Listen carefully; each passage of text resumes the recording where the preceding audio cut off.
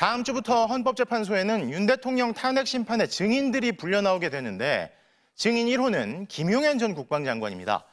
그런데 검찰 수사 결과와 달리 정치활동을 일절 금지한다는 계엄 포고령 1호 작성과 관련해 윤 대통령 측은 김용현 전 장관에게 책임이 있다는 입장을 밝혔죠.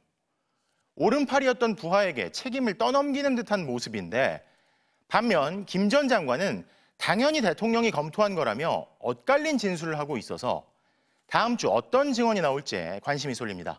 유서영 기자가 보도합니다. 윤석열 대통령 탄핵 심판 1호 증인으로 김용현 전 국방장관이 정해졌습니다. 신문은 다음 주 목요일입니다. 윤 대통령 측이 일정도 앞당겨달라고 해서 재판부가 받아들였습니다. 그러니까요.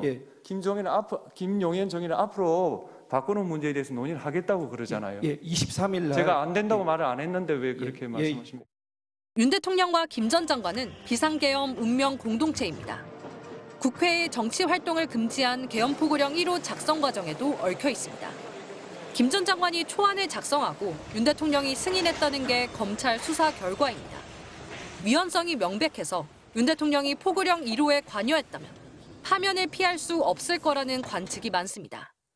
일부 문구를 수정하는 한도 내에서만 관여했다. 이런 말씀이십니까? 그거는 구체적인 것은 구체적 내용은 김용현 장관 증인 신문을 통해서 정확히.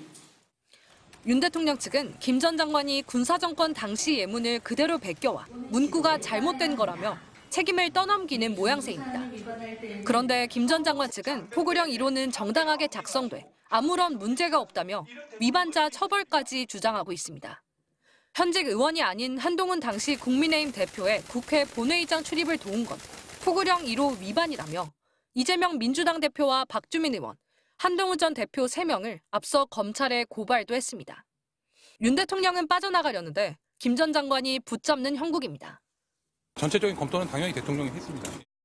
내란죄 법정형은 무겁습니다. 중요 임무 종사자는 최소 5년 이상 징역이나 금고입니다.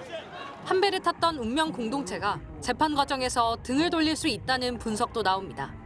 MBC 뉴스 유서영입니다.